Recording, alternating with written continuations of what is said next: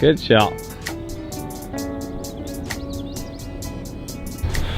Morning, Al. It's 6:30 and me and Coach are on a course measuring 8,200 yards.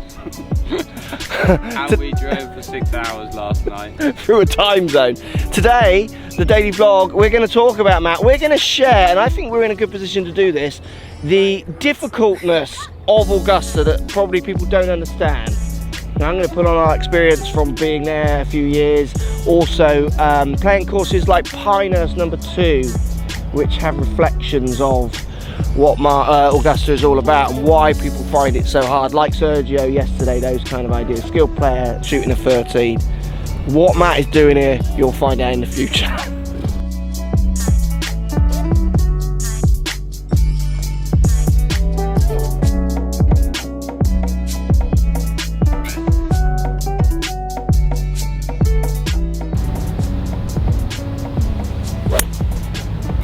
Not good as that though, surely. That's the club. Oh, in. Oh, that's so good. You see that? No, I can't see it down. I'm concentrating on the zoom.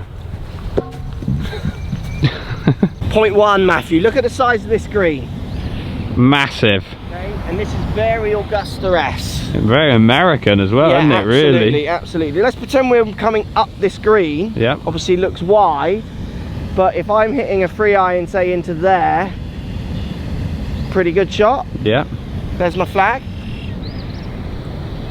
If I take 1 yard step Yeah. and nudge him, I mean that's in the water. That's gone. That's find my Pro V1X. That's gone. It's in the water. Yeah. And that's just one massive drop off there. And look at the either side. So what happens is if you've got any miss, let's say, oh, my miss is less, so I'm going to protect against that. Yeah. There's no bear over here. Nope. So if you take the bail on this side and catch a drop off, let's say we hit it in a swell, I'm now chipping up and over and trying not to get it in that next drop off. Yep. And they're all around. And at this course, Ross Bridge, Alabama, they're impressive drop offs. Yeah. Augusta, I mean, you stand on the, I always think, I always stand out memory for me from the first Augusta. You stand by the green because you can get quite close to the first.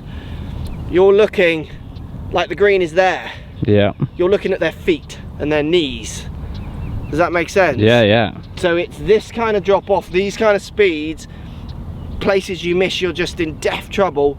But kind of you raise it up another 10 foot almost kind of stuff. It's mental when you go there and see it. And then what happens, you'll play some days, I think Sergio kind of summed this up with his score, you won't see those drop-offs. Nope. If you're hitting it 10 foot, 5 foot, 15 foot, you're not going to see them. And then the next day you'll go out and feel like you're hitting the ball pretty much the same, and you start seeing a few of them, start seeing all of them. Yep. Like, that's where you get world's best can have a 10-shot swing in their score, because you're always a few feet, yards away from a good shot, which then turns into a water ball.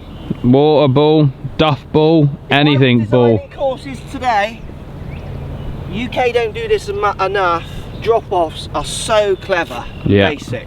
You don't need it to be ridiculously long all the time. You can have short holes with impressive drop-offs, and people will panic. Holes like the old postage stamp. It's that kind of idea, but on a grander scale.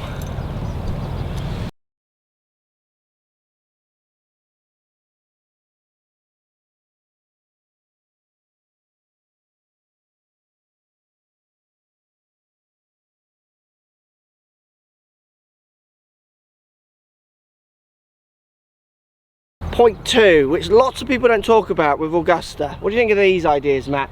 So this is very similar to the 11th at Augusta. Look at it. This is a 500-yard par 4, which is around the yardage of that hole, downhill and lake on the left. So often what people aren't thinking about, because we all talk so much about the greens, which are a massive factor, but what makes those greens a massive factor is if you're hitting a 7-iron, a wedge or a 4-iron into them. If I'm hitting a 4-iron or a 3-wood for me into that green, I'm panicking. If I'm hitting a wedge into that green, I'm not as nervous. So the driving and putting it in the right spot is so crucial, because it's so raised, some of the greens, with massive slopes, little tiers. If I'm having to cut one under over trees, missing it, or getting it in that first cut of rough, chances of me hitting that green and keeping it on there is like so slim, don't you think? 100%, yeah. So it's, you know, your ideas of shots gained obviously starts at this end, and often you will find the people who are doing well, they've got to be driving the ball in the right spots, because when you get in trouble it just compacts, because you're going to be in trouble around the green. So if you're getting in trouble off a tee, unless you're miraculous like Phil Mickelson can be sometimes, it's going to keep getting worse and worse and worse. That is as beautiful as a hole gets.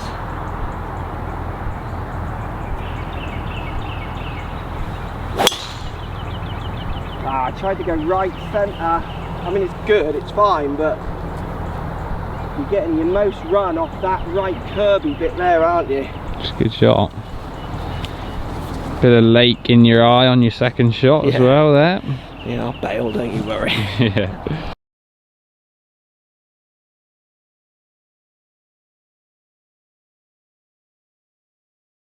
Here's another good Augusta point which makes this course, or Augusta National, so tough, is you are playing how far out? 174. And that is an amazing downhill slope you are off, isn't it? Yeah. So you take holes like 10, 11, they're hitting into narrow greens. I mean, this green hasn't got the water around it, but you need to get it stopping on that green. Like, amateurs find these sort of things hard, don't they? Yeah, absolutely. And the pros, I mean, it's adding... It's having another factor. Well, you need a high flight, because this is going to make it low. Like me off this height, like Zach Johnson off this height, yeah, is not going to be as skilled as Justin Johnson. Obviously, he wins in other areas, but again, the slopes on the fairway make for such massive kind of, when you're hitting into the greens that we've already talked about with the drop-offs. Yeah.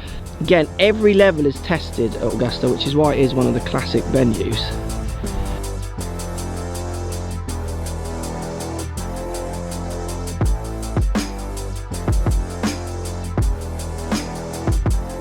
I've got a camera, I like it. Yeah, it's real. You haven't got one, so you struggle. Do you thinking it's like hard to trust it? Yeah, a little bit. We're navigating to somewhere that is 3 minutes away. It's tea time, Matthew. Dinner time. Stake me up, bro. How do you feel you would do round Augusta? Yeah, pretty well. I wouldn't lose a ball. I actually might do on in the water or something. Yeah. I think really to sum up, which is like because you can't, no one gets to play Augusta. There's this mythical idea about how difficult it is and those kind of things. So it's a tricky, you know, obviously no one knows. I think it was interesting when we quizzed Lee Westwood that he said that Pinehurst #2 that we played was harder for drop-offs than Augusta, but it was close. He had to think it through. Yeah. No, it wasn't a definite, but it was close. And you've pretty much beaten him.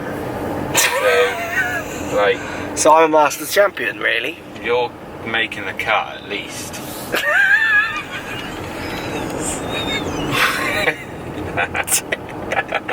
Obviously. Yeah, but no, I think it's all seriousness. It's a course that you would be able to play, and you just need that extra 30, like we always say. Yeah. And it's the day where you get the right side of all the humps and you have a good score, but the bad day, you miss those humps. You're having 100, aren't you? Yeah. Well, I think Sergio Garcia's 13 sums up what Augusta's about more than anything else. Yes. He's someone that's Masters champion, then the next year he's shooting 14 or 15 over for 2 rounds because, well, his interview says, I mean, his second shot that went in the water, 6-iron from 200 something yards, a pace, a yard away from getting across. Nearly there, bro. Better wrap this up quick. We got a steak to eat. Last point from someone I know who's played the Masters, who I spoke to when I was an amateur, because he was an amateur champion. He said the greens weren't that quick. It was the slope. Oh, we've just gone the wrong way. Oh, we've got a bit more time then. Keep left, then turn left. You need to get left. Keep left. The place is 3 minutes away and you duffed left, it. Then turn left. It's now 3 minutes away again. We're still 3 minutes away. We're 4 minutes away now.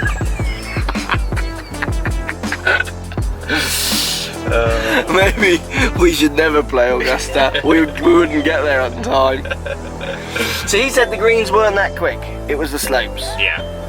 He said that if you put them on the flat, they would be normal tour pace. It's the severity of the slopes. And just walking around the place, the severity of the whole course on the slopes is clear. So they're going to also translate on the greens. When we stood at the bottom of the second, when we were walking in, you could just feel gravity pulling you away, couldn't you? It was just a massive back to front, left to right slope. The last point as well, as we've got a few more minutes. They do always shoot under par, so they don't find it that hard, but then you do have the Garcia moments as well, which again just sums up. It's knife edge golf, isn't it? Yeah. Every shot, from that tee shot, that approach shot, that putt, chip, you're on that knife edge. Yeah. Similar to this journey, like if we'll make it, it's a bit of a knife edge. We could just constantly stay 4, 3, 6 minutes away as we circle it. Yeah. I want a steak now, bro. We need to go down Cubs Ford Road. Let's get there. In Prattville. Is the name of this place. I will see you all, not next week, because it's half term and I'm spending some time with my family, so I won't be around next week, but the vlogs will be back up the week after. Have a good holiday if any of you are spending some time with your family. Time to go home now as well, isn't it? Yeah. It's been a great trip, but Another great trip. home's good, isn't it? Good shot.